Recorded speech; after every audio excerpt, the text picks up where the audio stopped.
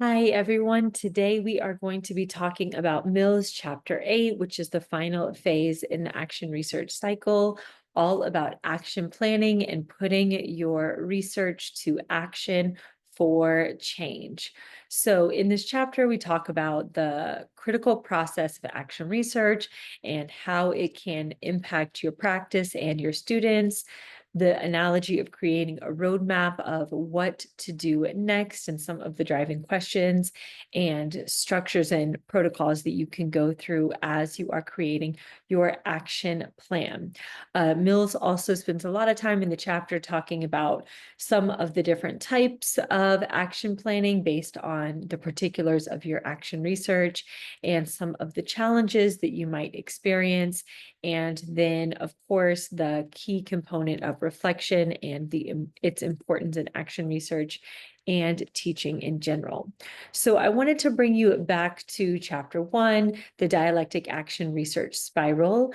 So we started off thinking about an area of focus and then aligning that with research questions and a data collection plan, then collecting data. Sometimes your data collection necessitates you to go back and streamline or slightly revise your area of focus. Then as you are collecting data, you are analyzing the data. You might need to collect some more and then analyze. And then after you analyze and interpret the data, you are ready to develop an action research plan that then could in turn lead to another area of focus. So, and then sometimes when you're collecting an action plan, it brings you back here to data collection as well. So here in this spiral, you will see that it's not just a cycle. I know I say cycle a lot, but this iterative approach. And so developing an action plan. But this one is, as you can see, the only way to get here, you do have to analyze and interpret data to develop your action plan. And this is something that we talked about in chapter 7, not coming to hasty conclusions with your data when you're collecting the data and analyzing the data, but actually taking the time to fully collect the data, triangulate the data, have multiple types of data, analyze it, and then interpret it, which is making meaning, and then take that to develop an action research plan. Spotlight for you. So in this chapter, there is, of course, another vignette to see an example of how an educator has done this. But just to get to the mechanics of what you are doing here, action planning, it's when you are determining your next steps based on your findings. So during data analysis and interpretation, you will, particularly the interpretation phase, you will identify your findings. You might equate this to like results or findings that you might see in a traditional research paper. And your action planning is driven by the question, what should I do now? And Sager also has a great orienting question that I have on a later slide, but based on these findings, what should I do now? And again, this is rooted in the belief, the primacy in action research, that research needs to take action in order to be meaningful. And the whole purpose of action research is to lead to real actionable changes that better the lives of students.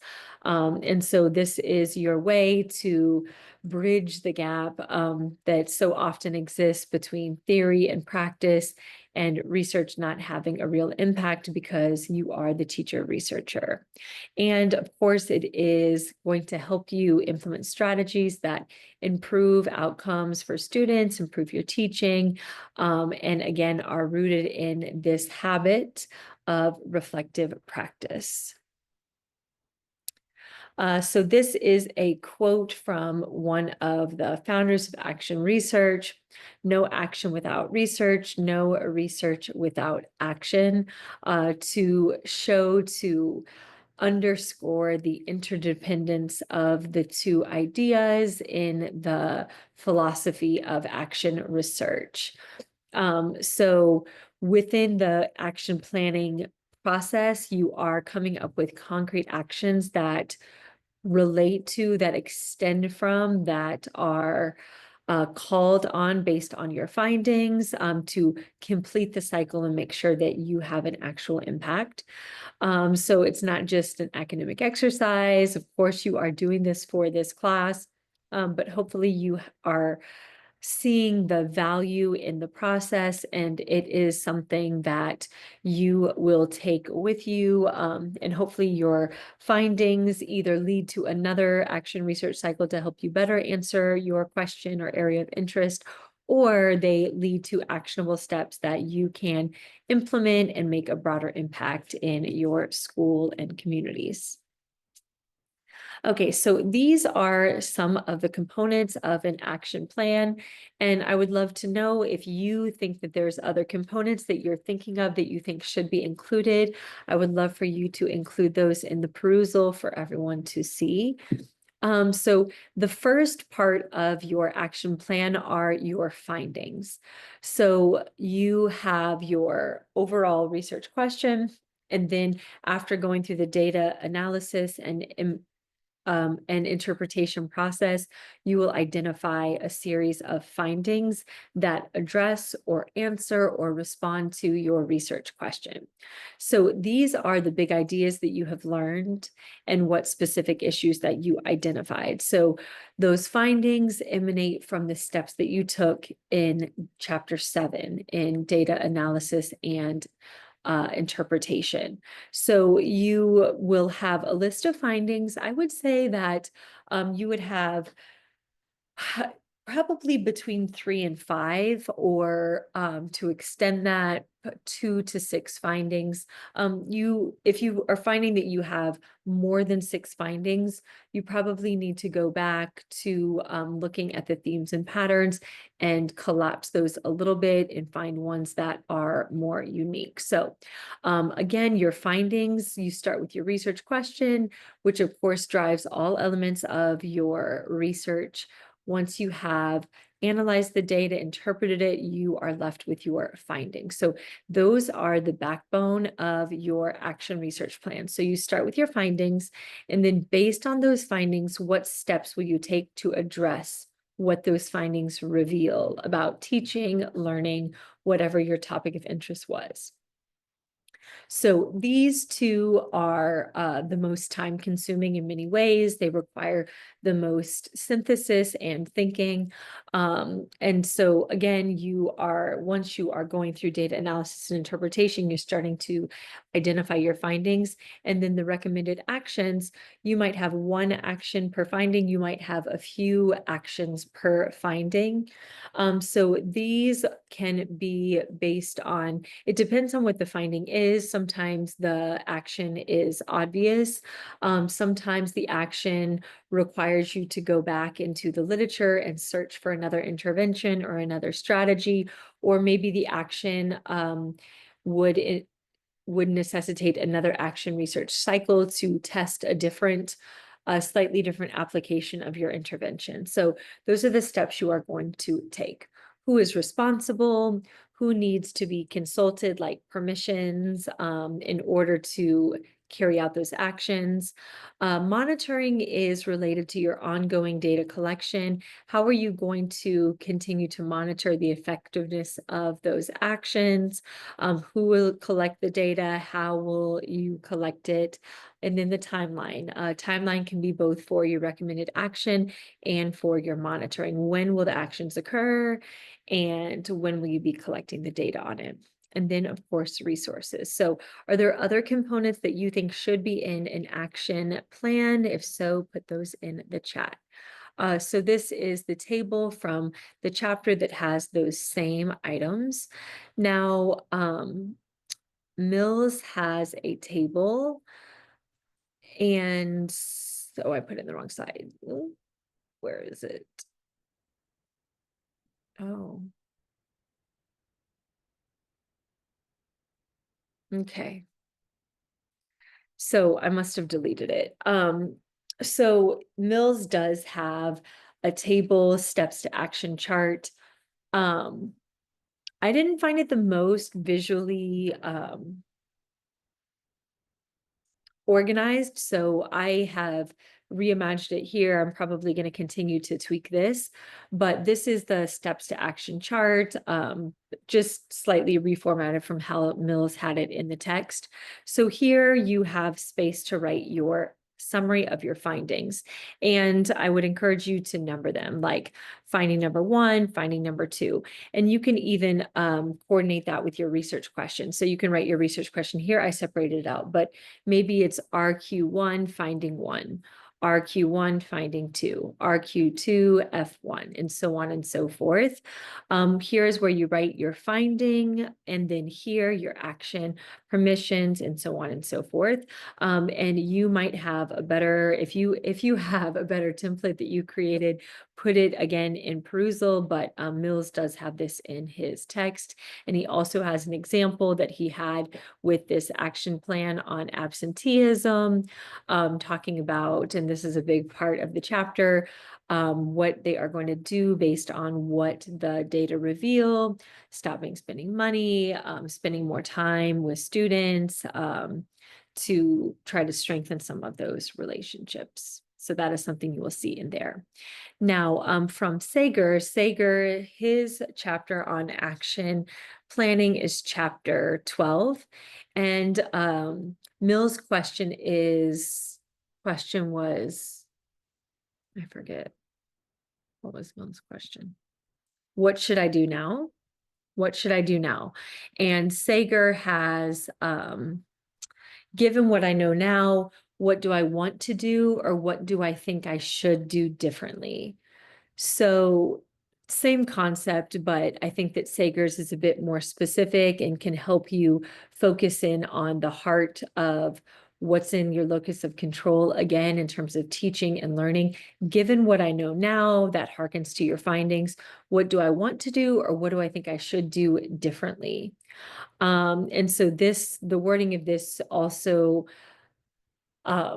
lends itself to the action research cycle being iterative. So he has some suggestions in his chapter in terms of how to identify next steps or a plan of action, the priority pie.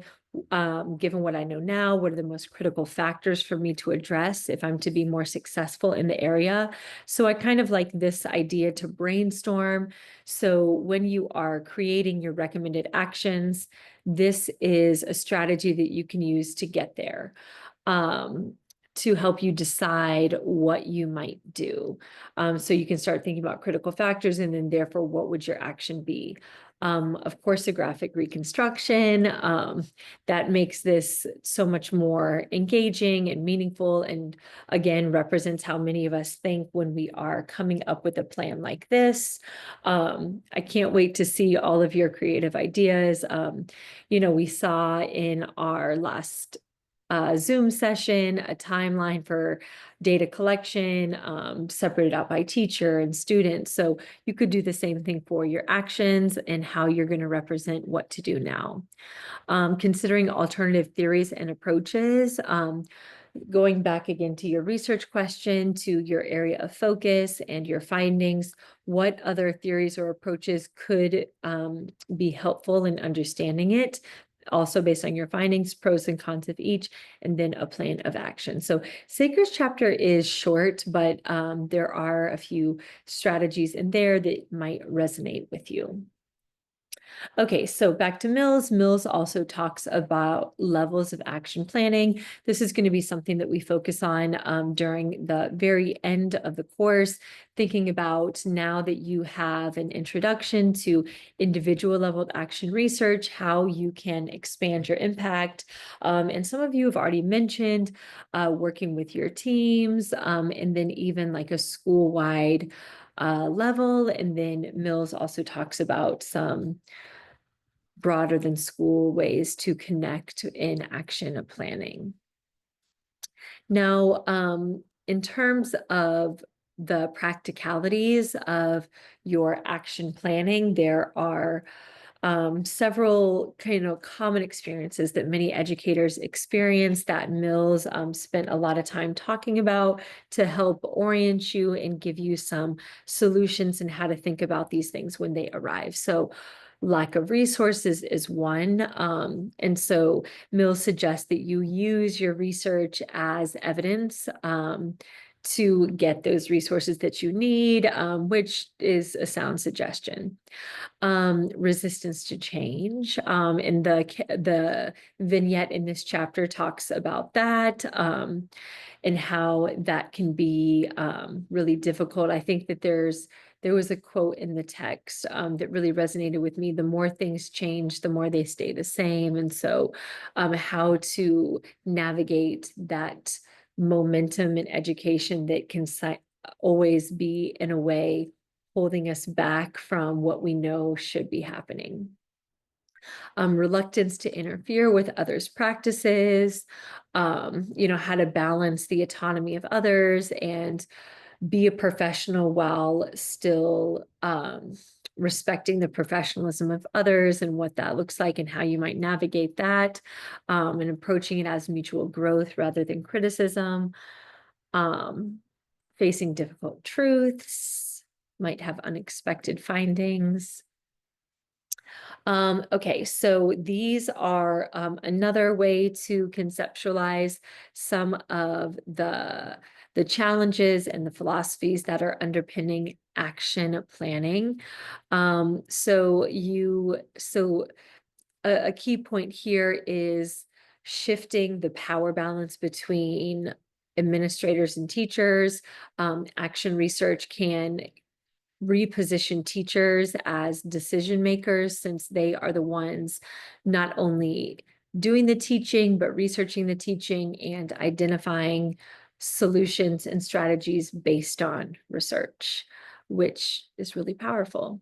Both top-down and bottom-up approaches can work, but can take collaboration from them. Needing support from teachers is so important. The mindset that every person could be a change agent to drive change. Change not being linear. And this is something, I'm sure at the beginning of the course, when you started thinking about your area of focus and your intervention, you were like, oh my gosh, I'm going to do this. And you have, a very detailed and elaborate idea for your intervention and your data collection. And you're like, and the results are going to be this, and the impact is going to be this, and it's going to be so awesome and great. And then, change is often not linear now, and that goes both ways. Sometimes you see a huge jump. Hopefully there are some of you who are seeing something like that a flip was switched and you are seeing a huge jump that wasn't just an upward slope. Sometimes you have a more linear slope, but more than likely you have had to endure an element of flexibility, go back and re-engage and re-engage and engage and re-engage in your revision reflection in that iterative process. Of course, when you are doing your action planning, this again is very contextual. It is mitigated by the context of your particular school, your climate, your students, and the setting. Underpinning all of this, the change must benefit students. That is the whole purpose of all of this. All of the time, the attention, the detail, the meticulous data analysis and interpretation. It is all for the purposes of improving the lives of students, achievement of students, well-being of students. There's so many different aspects to consider there. And being hopeful is key. One thing that I think is very helpful there is, again, focusing on what is in your locus of control, what you can control, and focusing on that will help keep your hope ignited. Because there's so many things outside of your control. And so the more time you spend focusing on those, the harder it is to, and it kind of makes your perception of what your locus of control is appear to be even smaller than if you focus in on that. It seems to expand. in terms of how you view it.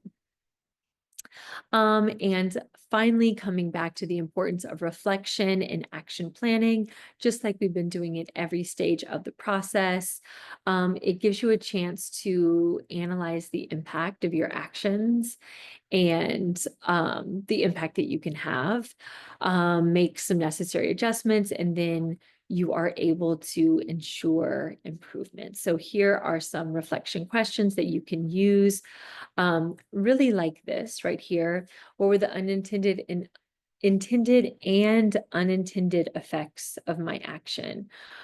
So that would be something really great to consider after you have completed your cycle and your plan, to think about that. Um, Once you've completed your data analysis, think about intended and unintended effects, and that can help you think about your action plans. What further questions have arisen? And that can inform your future cycles. And what did you learn about your teaching and your students? So those are some questions that we'll be coming back to as you reach this phase in your process. So some of the benefits, of course, your personal growth, professional renewal, impact on students, a collaborative culture. These are some of the themes we've been talking about through the whole course since chapter 1. So this is an example of an action plan and just what it looks like. You'll read more about this in the chapter. But finding out that students are struggling with retaining information, implementing quizzes, formative assessments, better retention, classroom climate. That one is kind of straightforward. So as you are continuing to collect your data and analyze your data, once you have solidified your findings, you are going to be creating your own action plan. I encourage you to use the steps to action chart, either the one that I created. If you create another template, again, share it. And here are the key elements to include: your findings and the subsequent actions that come out of those. And then, of course, take your action.